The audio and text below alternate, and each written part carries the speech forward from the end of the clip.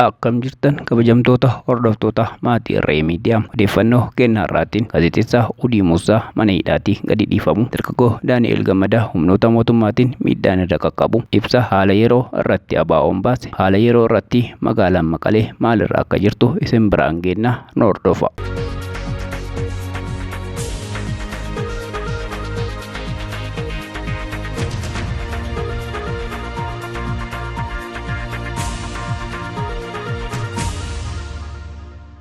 Gaazexeessaan OMN Odii Muusaa mirgi wabii qarshii 20,000 mana hidhaarraa gadi lakkifamu abukaatoon isaa obbo Toofiq Naadii himaniiru. Gaazexeessaa Odii Muusaa sababii itti qabame osoo hin beekamin, galmeen qorannoo osoo irratti hin saaqamin, qaamni to'annoo jala oolchen jechi osoo irraa hin fuudhamin, mana murtiitti osoo hin dhiyeeffaminii fi beellamni yeroo qaama kamiinuu osoo irratti hin gaafatamin, akkasumas ajaja mana murtiitiin ala to'atamuudhaan guyyoota 40 oliif magaalaa Adaamaa waajjira poolisii aanaa lammaffaa keessatti hidhamee kan ture ta'uu abukaatoon isaa himeera. Hidhamuu gaazexeessaa Odii Muusaa ilaalchisuun bu'uura seeraa deemsa falmii yakkaa keewwata 64 fi 63 yanni gaafii mirga wabii manni murtii ol'aanaa godina addaa Adaamaatiif gaafa guyyaa 21/3/2013 dhiyaatee ture hordofuudhaan manni hojii abbaa alangaa godina addaa Adaamaa, manni hojii abbaa alangaa federaalaa qajeelchi poolisii magaalaa Adaamaa fi magaalaa Adaamaatti waajjirri poolisii aanaa lammaffaa yeroo adda addaatti mana murtii ol'aanaa godina addaa Adaamaatti qaamaan dhiyaachuudhaan erga yaada gama isaanii kennaa turaniin booda ajaja manni murtii olaanaa godina addaa Adaamaa guyyaa 1/4/2013 gaazexeessaa Odii Muusaatiif mirgi wabii birrii 20,000 akka kabajamuuf dabarsee ooleen Odii Muusaa gadi lakkifamu abukaatoon seeraa obbo Toofiq Naadii ibsaniiru. Qeerroon godina Shawaa Bahaa aanaa Zuwaayii Dugdaa magaalaa Maqii barattoonni Oromoo yeroo hammaataa kanatti gama naannoo Amaaraa fi Tigraay deemanii barachuun kan hin qabne dhaamaniiru. Murni afaan qawweetiin biyya bulchaa jiru taatee waggoota darbanii uummata dagachiisuuf jecha barattootaaf eegumsa taasisnaa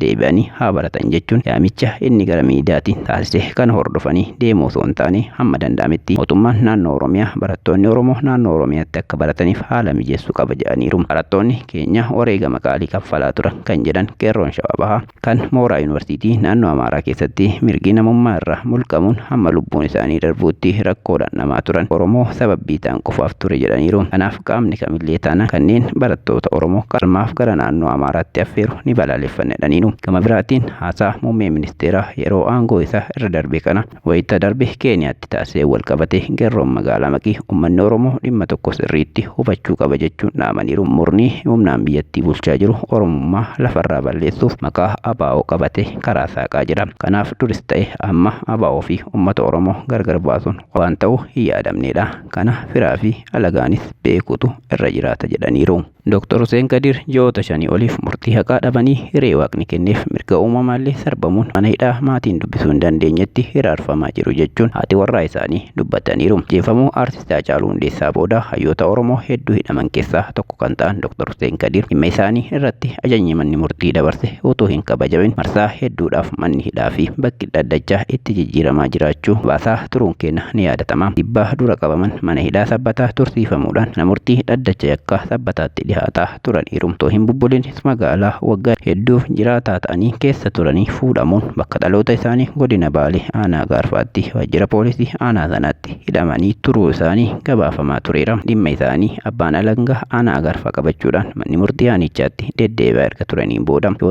ji'oota 3 olii erga achitti dabarsaniiti dhaddachi yakka aanichaa Dr. Hussein Kadiriif mirga wabii qarshii 10,000 eegeefii ture. Kaffaltii mirga wabiif eegame kaffallee yoo deebinu Dr. Hussein waajjira poolisii aanaa Gaarfaa keessaa dhabamsiifame jechuudhaan erga manni murtii aanichaa mirga wabii eegeefii booda poolisiin yeroo sadaffaaf Dr. Husseinin mana hidhaa itti jijjiiruun kan dubbatan haati warraa isaanii kun guyyaa muraasa booda Finfinneetti dabarfamuusaa dhageenya jechuun badii abbaa warraa isaanii irratti raawwatamaa jiru dubbataniiru. Erga Finfinneetti deebifamaniin as dhaddacha mana murtii Laga Xaafoo Laga Daaleetti kan dhiyaatan Dr. Hussein Kadir marsaa lammaffaa booda manni murtichaa yeroo sadaffaaf mirga wabii qarshii 10,000 eegeefii ture. Marsaa sadaffaa maallaqa mirga wabiif gaafatame kaffallee yoo xumurrettis ammas durarra itti abaasanii Dr. Hussein bakka nuti hin beeknee fi maatiin dubbisuu hin dandeenyetti hidhanii jiru jechuun haati warraa isaanii ni dubbatu. Dr. Hussein Kadir shakkamaadha malee yakkamaa miti. Kamaas otoo ta'ee amma mirga maatii isaa waliin wal arguuf dubbisuu heeratu kennaafi. Nuti garuu akka maatiitti Dr. Hussein bakka inni itti hidhamee jiruyyuu quba hin qabnu. Bakka itti hidhamee jiru kan inni mana murtiitti dubbate ammoo yeroo dhaqnu kun mana hidhaati miti jechuun nu ari'u jedhaniiru. Dr. Hussein bakka jiru sirriitti quba akka hin qabne himaniiru. Maatiin Dr. Hussein Kadir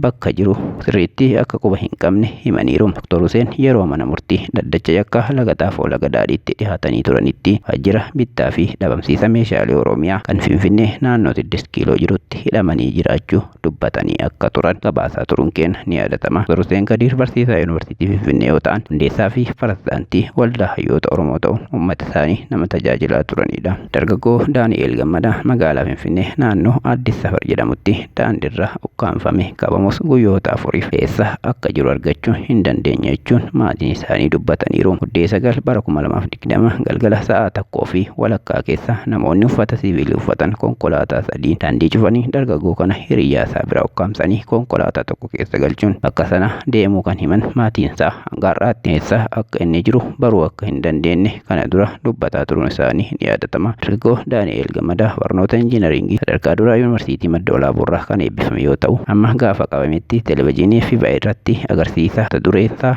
bara deemaa jedhu qopheessuun hojjechaa tureera. Guyyaa gaafa roobii galgala konkolaataa 3 duuba keenyaan dhufanii konkolaataa inni tokko fuuldura keenya daandii nutti cufe, konkolaachisaan inni kan biraa immoo duuba keenyaan nutti cufe. Kana gidduutti kara deemaa jechuun konkolaaticha keessaa Daani'eel dubbisan achi keessaa bahanii Daani'eel otoo iyyuu humnaan konkolaataa keessa seensisan jechuun haala gaafa sana ture kan himu hiriyaansaa. Konkolaataan sun hundi lakkoofsa gabatee kan qabnee fi kan poolisii ta'uusaa akka yaadatu dubbata. Yeroo Daani'eel humnaan ukkaanfamee fudhatamu namoota daandii sanarra turan dabalatee hunduu iyyinee turre. Garuu konkolaataan sun saffisaan bakka sanii deeman jechuun haala guyyaa sana ture ni yaadata. Amma immoo marsaa hawaasaa irratti odeeffannoon tamsa'aa jiru dargaggoo Daani'eel reebicha cimaa irra gaheen karaa irratti darbamee argamuun hospitaala jiraachuu suuraawwan garaagaraa marsaa hawaasaa irra tamsa'aa jiru. Addi Bilisummaa Oromoo filannoo biyyaalessaa marsaa 6ffaa gaggeeffamuuf adeemu ilaalchisee akkasumas dubbii ministeerri muummee Dr. Abiy Ahmad ABO ilaalchisanii dubbatan balaaleffachuun ibsa baase. Muddee 12 2020 Addi Bilisummaa Oromoo baase irratti mootummaan filannoo biyyoolessaa marsaa 6ffaa gaggeessuuf qophii taasisaa akka jiru ABO'n keessa beekuusaa erga ibsee booda mootummaan filannootti ariifachuun dura mirga heerri paartilee morkattootaaf kennu kabajuu qaba jedheera. Ibsa kana keessatti hooggantoonni olaanoon ABO hedduun mana hidhaa mootummaa yaachuun yaadachiifame. Waajjiraaleen dhaabichaa guutuun mootummaan ugguuramanii jiraachuu eerame. Filannoon dimokiraatawaa rakkina siyaasaa biyyattii keessaa furuu danda'u gaggeessuuf nagaa fi tasgabbiin mirkanaa'uu fi hirmaannaa paartilee siyaasaa murteessaadha erga jedhaniin booda hooggantoonni paartilee morkattoota Oromoo hedduun hidhaa osoo jiranuu filannoon dimokiraataa gaggeeffamuun waan ulfaataa ta'uu eeraniiru. Itti fufees ibsi ABO kun jeequmsi akka hin uumamneef deeggarsa nurraa eegamu hunda gochaa turrus paartiin biyya bulchaa jiru yaada nuti dhiyeessine moggaatti dhiisuu qofa osoo hin taane caasaa tikaa isaatti fayyadamee haba keenyaa fi sochii nuti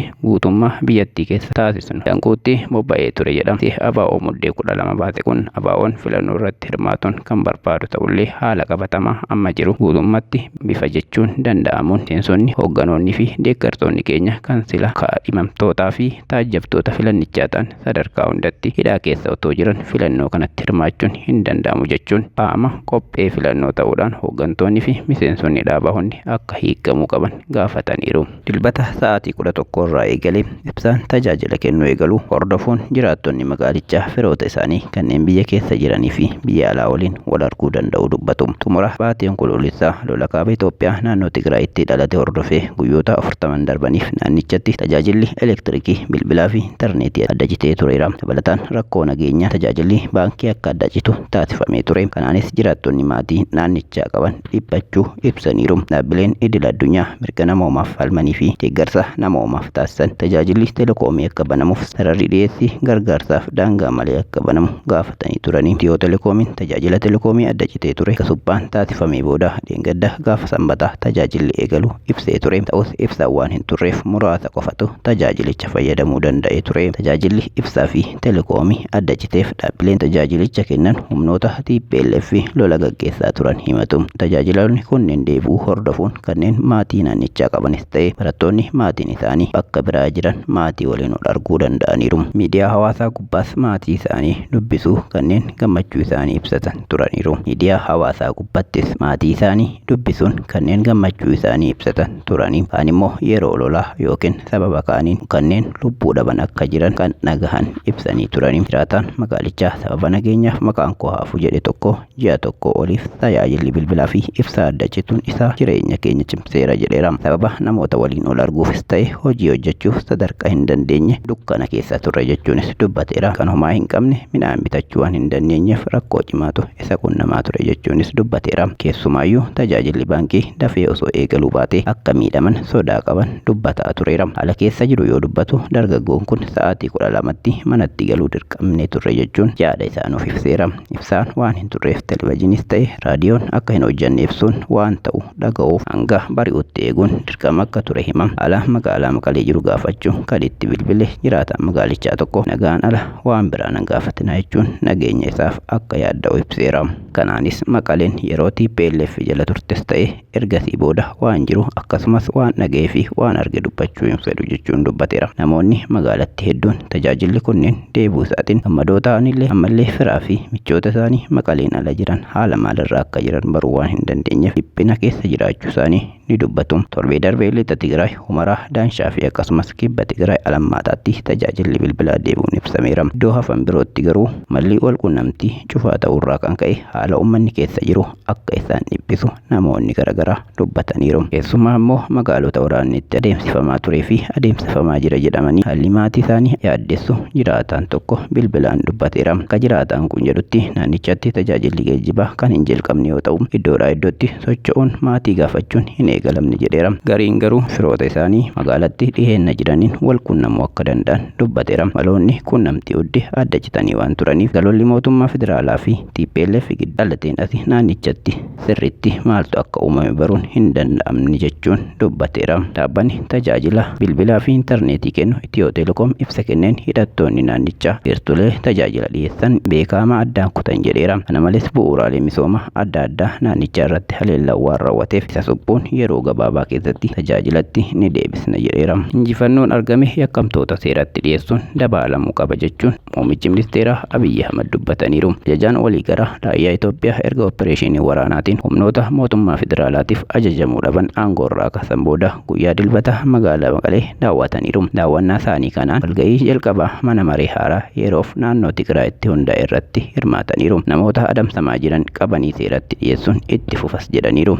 Injifannoon argame kan uummata Tigraay cunqursa wayyaanee jalaa baasuun gara misoomaa fi guddinaatti deebisuun uummata bayyanachiisuun irra akka deebi'anis miseensota waraana biyyattiif dhaamaniiru. Abbaan siviil aaviyeeshinii Itoophiyaa akka beeksisetti naannoon qilleensaa kaaba Itoophiyaa naannoo Tigraay keessa wiixata darbe waaree booda sa'a 8 irraa eegalee balalliif eeyyamameera. Naannoon balallii kun kaaba Itoophiyaa naannoo Tigraayitti lolli eegaluu isaa hordofe kan adda cite ture. Sababa kanaaf balalliin xiyyaaraa kan biyya keessaas ta'e idil addunyaa gama naannawa Tigraay akka hin qaxxaamurre dhorkamee ture. Akkaataa ibsa kanaan buufataaleen xiyyaaraa kana dura xiyyaarota keessummeessaa turan hojiitti deebi'u jechuudha. Sababa amma banameef yoo ibsu ergamni olaantummaa seeraa kabachiisu waan milkaa'inaan xumurameef jedheera. Bulchiinsi yeroo naannoo Tigraayitti kan hundaa'e baatii darbe lolli naannoo Tigraayitti eegalee booda manni maree federeeshinii bulchiinsa naannoo Tigraay ture diigame haaraa hundaa'uun erga murteessee boodaadha. Hojii gaggeessaa bulchiinsa yeroo Dr. Muluu Naggaa wabeeffachuun tajaajilli oduu Itoophiyaa akka gabaasetti biirooleen mootummaa naannoo Tigraay fi dhaabbileen daldalaa akka hojii eegalan qophiin taasifameera. Kanaanis torban muraasa darbaniif sababa lolli adeemamaa tureef hojii dhaabanii kan turan hojjettoonni mootummaa wiixata darbee gara hojii akka deebi'an waamicha taasisaniiru. Kanneen hojiitti hin deebine fedhii isaaniin hojii akka gadhiisan akka fudhatamu bulchiinsi ibseera. Dhaabbileen daldalaas hojiitti kan hin deebine yoo ta'e bulchiinsi yeroo tarkaanfii fudhachuu akka eegalu Dr. Muluun ibsaniiru. Bulchiinsi yeroo naannicha hojii idileetti deebisuun ala kanneen seeraanis ta'e